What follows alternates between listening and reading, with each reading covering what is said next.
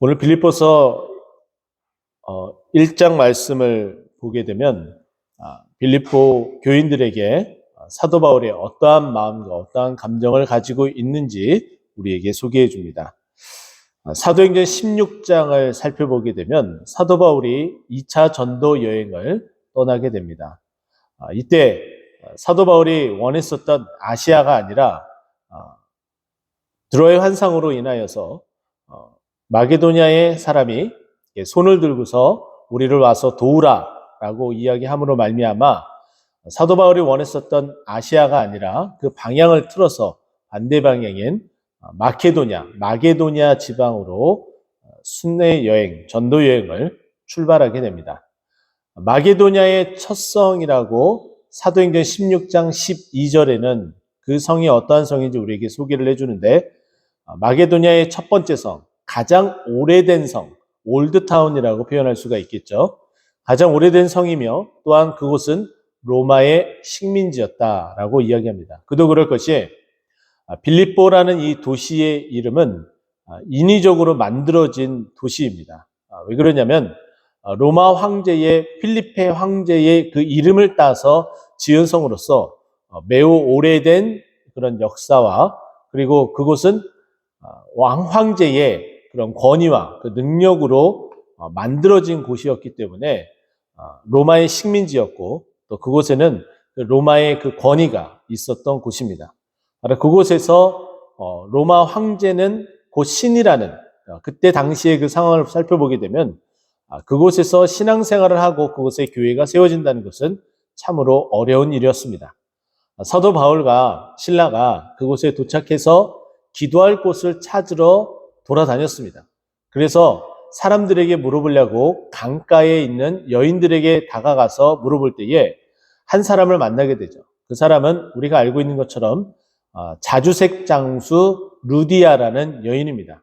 근데 그 여인에 대해서 간략하게 소개를 해주고 있는데 하나님을 섬기는 사람이다, 하나님을 믿는 사람이다라고 소개를 합니다.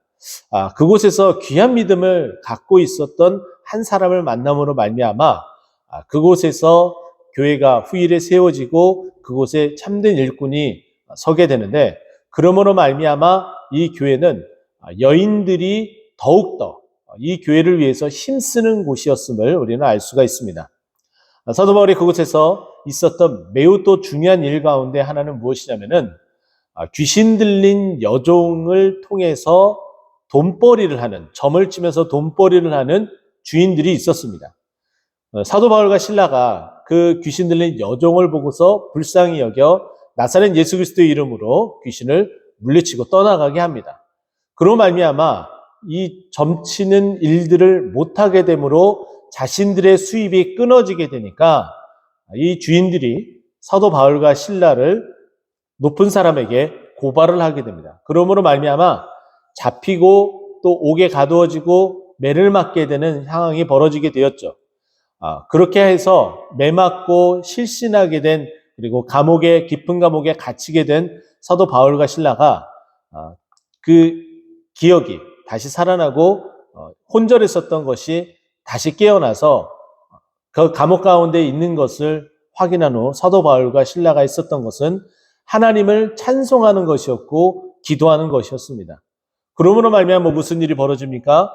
옥고가 열리고 착고가 풀려지는 역사가 일어나게 됩니다.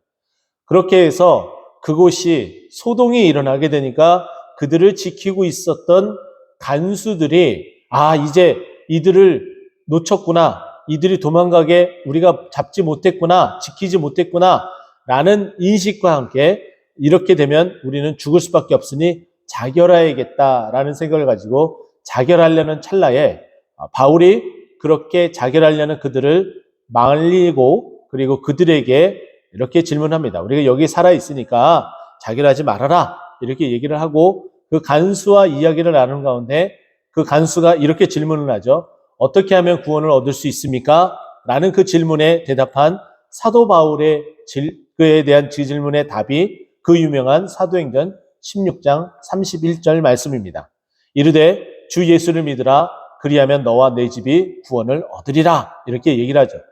그렇게 해서 탄생한 이 빌립보 교회는 사도 바울이 세웠었던 수많은 교회들 가운데에 가장 애착이 가는 에베소 교회 그리고 고린도 교회에 이어서 짧은 기간에 있었을지라도 매우 인상이 깊고 매우 특별한 기억이 있는 매우 특별한 교회다라고 볼 수가 있겠죠.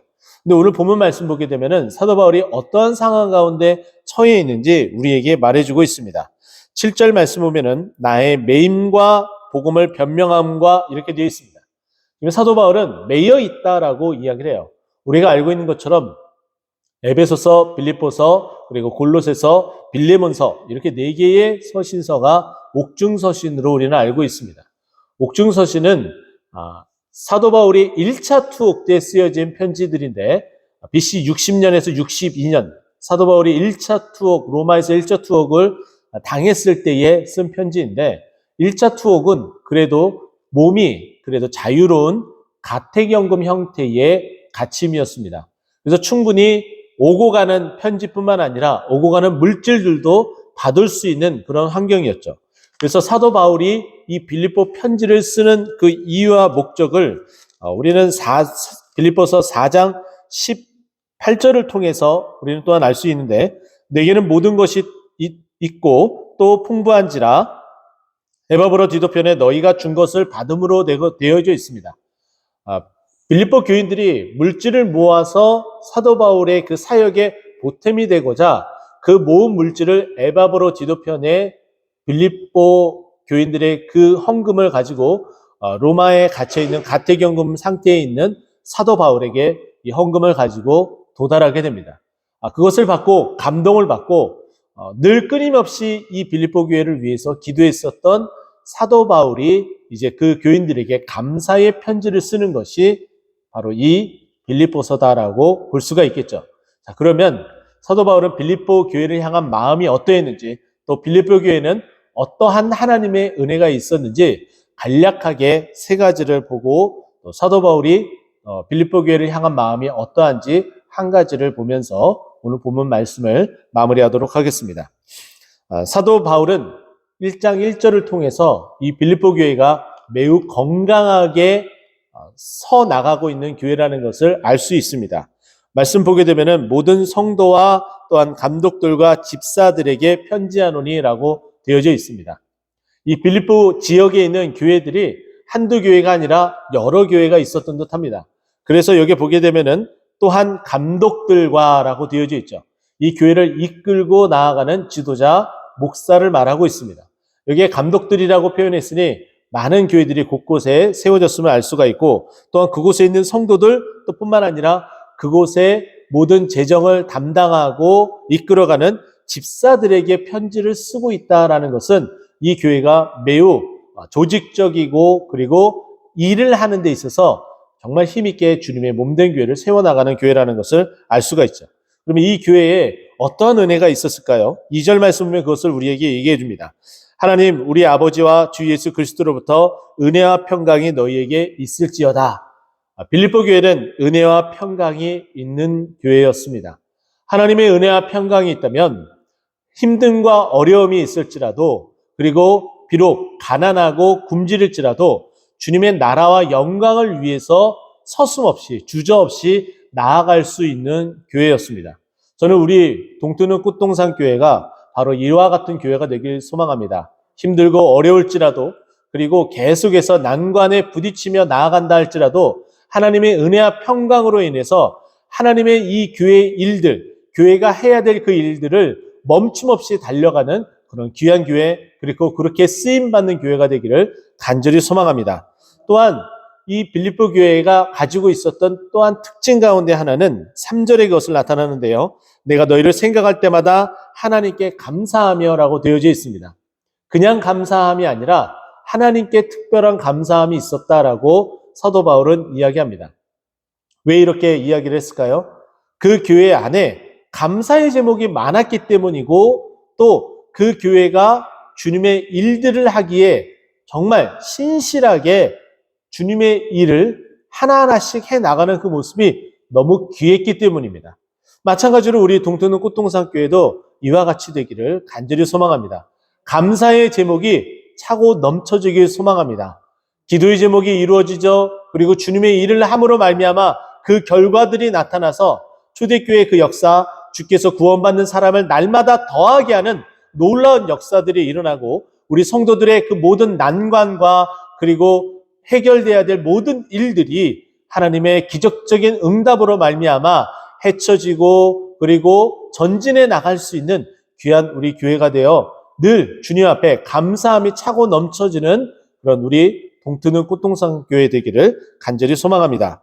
그리고 세 번째는 4절 말씀인데요. 간구할 때마다 너희 무리를 위하여 기쁨으로 항상 간구함은 이라고 되어져 있어요. 이 말씀을 통해서 우리는 알 수 있는 것은 이 빌립보 교회를 위해서 기도하는 사도 바울의 모습을 볼 수가 있고 또한 이 교회로 말미암아 든든히 서가며 또 주님의 일을 하기에 부족함 없으며 주님 앞에 칭찬 들으며 감사함이 있는 교회였다는 거예요. 교회는 기도하는 처소입니다. 이 집은 만민이 기도하는 집이다라고 우리에게 말씀하셨죠. 우리가 비록 그동안 코로나로 인해서 하지 못했었던 새벽을 깨우고 또 이렇게 나와서 기도하는 일들이 시작되었습니다.